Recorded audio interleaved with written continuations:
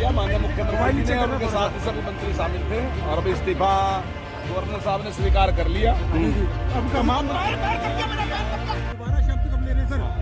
दोबारा शब्द देखिए, उसके बारे में नहीं मैं बता सकता हूँ, तो उसके बारे में तो गवर्नर साहब बताएंगे कब। नमस्कार, मैं प्रांशी राठौर और आप देख रहे हैं नेक्स्ट 9 न्यूज।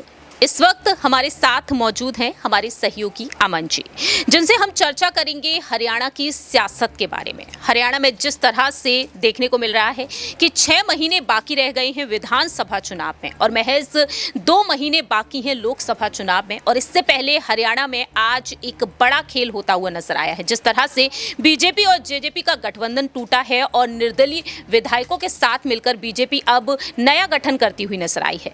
ऐसे में सवाल यहाँ पर उठते हैं कि मुख्यमंत्री के पद पर रहे मनोहर लाल खट्टर जो राज्यपाल को इस्तीफा सौंप चुके हैं, अब यहाँ पर सियासी अटकलें तेज हैं। कुछ दिग्गज नेताओं के नाम को लेकर चर्चाएं हो रही हैं कि उन्हें अगला मुख्यमंत्री बनाया जा सकता है। सबसे पहले आपको बता देते हैं कि यहाँ पर जो नाम यहाँ पर चर्चा का विषय बने हुए हैं, जैसे कि यहाँ पर है नायाब सिंह सैनी, वहीं अनिल विज और इनके अलावा संजय भाटिया का नाम निकलकर सामने आया। लेकिन दूसरी ही तरफ यहाँ पर एक बड़ा दावा ये किया गया है कि मनोहर लाल खट्टर एक बार फिर से मुख्यमंत्री बन सकते हैं, शपथ ग्रहण कर सकते हैं। दरअसल ये बातें कही गई हैं हाल ही में विधायक कंवरपाल गुर्जर की तरफ से, वो जो साफ तौर पर ऐलान करते हुए नजर आए हैं। तो दर्शकों को सबसे पहले सुना देते हैं कि कंवरपाल सिंह गुर्जर ने क्या कुछ कहा। इस्तीफा दे दिया लाइव है? हाँ बिल्कुल इस्तीफा दे दिया। दोबारा से मुख्यमंत्री शपथ लेंगे? हाँ बिल्कुल दोबारा। रोक ले यार, रोक ले। बताओ सर, क्या अभी इस्तीफा दे दिया है? क्या इस्तीफा दे दिया माननीय मुख्यमंत्री जी ने और उनके साथ ही सभी मंत्री शामिल थे और अभी इस्तीफा गवर्नर साहब ने स्वीकार कर लिया। अब कमान दोबारा शब्द कब ले रहे सर? दोबारा शब्द देखिए, उसके बारे में नहीं मैं बता सकता हूँ, तो उसके बारे में तो गवर्नर साहब बताएंगे कब वो मंत्री। मुख्यमंत्री मनोहर लाल रहेंगे? इस्तीफा दे दिया। तो मुख्यमंत्री दोबारा शपथ लेंगे सर, ऐसी बात सामने आ रही है? थोड़ा सा हाँ जी, इस्तीफा दे दिया माननीय मुख्यमंत्री जी ने और उनके साथ ही सभी मंत्री शामिल थे और अभी इस्तीफा गवर्नर साहब ने स्वीकार कर लिया। अब कमान और दोबारा शब्द कब ले रहे सर?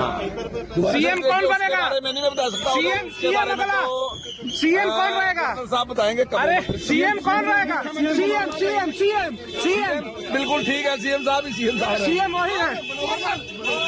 इस्तीफा दे दिया माननीय मुख्यमंत्री जी ने और उनके साथ ही सभी मंत्री शामिल थे और अभी इस्तीफा गवर्नर साहब ने स्वीकार कर लिया। अब कमान और दोबारा शब्द कब ले रहे सर? सीएम कौन बनेगा? मैं नहीं बता सकता हूँ, उसके बारे में तो सीएम कौन रहेगा? गवर्नर साहब बताएंगे कब। अरे सीएम कौन रहेगा?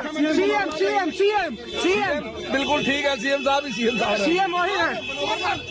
फिलहाल देखा जाए तो कंवरपाल के इस बयान के बाद से सियासी हलचल अब तेज हो चुकी है। अमन जी, कैसे देख रहे हैं? क्या वाकई में अब यहाँ पर एक बार फिर से मनोहर लाल खट्टर मुख्यमंत्री बनते हुए नजर आएंगे? आखिरकार बीजेपी की ये नई रणनीति क्या है? आखिरकार इससे क्या कह सकते हैं कि पीएम मोदी एक तरफ खट्टर की तारीफ करते हैं, दूसरी तरफ दूसरे दिन आज इस्तीफा हो जाता है और अब फिर कहा जा रहा है कि वह मुख्यमंत्री बनते हुए नजर आ सकते हैं। देखिए बिल्कुल, और जिस तरह हरियाणा की राजनीति इसमें नजर आ रही है उसमें बिल्कुल खट्टर हो सकता है कि अब सीएम ना रहें, जो कि इस्तीफा दे चुके हैं और अब आने वाले दिनों की बात कर रहे हैं कि वो एक बार फिर सीएम बनेंगे। तो मुझे लगता है कि अब उनको केंद्र की राजनीति में लेकर आया जाएगा, क्योंकि करनाल से उनकी सीट पे चुनाव लड़ने की बात आ रही है सामने। तो ऐसे में हो सकता है 4-5 महीने के लिए बीजेपी किसी नए नाम पे जो है मोहर लगाती हुई नजर आए, क्योंकि 2-3 नाम ऐसे हैं जिनके ऊपर सबसे अधिक चर्चा है। चाहे नायब सैनी की आप बात कर लीजिए, जो प्रदेशाध्यक्ष भी हैं, सांसद भी हैं, हो सकता है उनको एक तरीके मुख्यमंत्री के तौर पर बीजेपी ट्राई करती हुई नजर आए। इसके अलावा जो अनिल विज का भी नाम सामने आ रहा है, जो खुद गृह मंत्री भी हैं, अमूमन अपने बयानों को लेकर चर्चाओं में रहते हैं। संजय भाटिया का नाम भी इसमें सामने आ रहा है। तो कई ऐसे नाम हैं जो लगातार सीएम पद की रेस में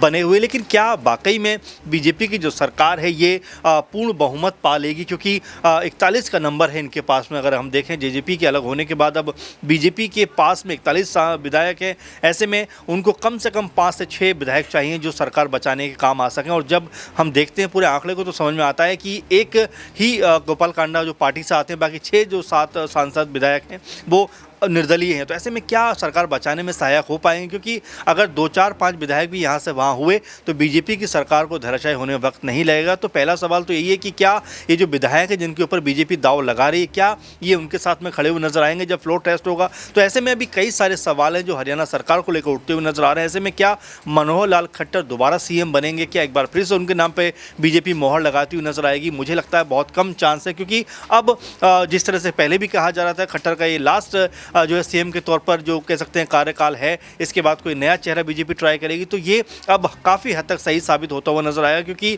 उनको लेकर उतनी चर्चा नहीं है जितनी चर्चा नायब सिंह सैनी के नाम पर है, अनिल विज के नाम पर है। तो आप ये मानकर चलिए खट्टर का जो सीएम का कार्यकाल था वो लगभग फुल स्टॉप की तरफ बढ़ रहा है।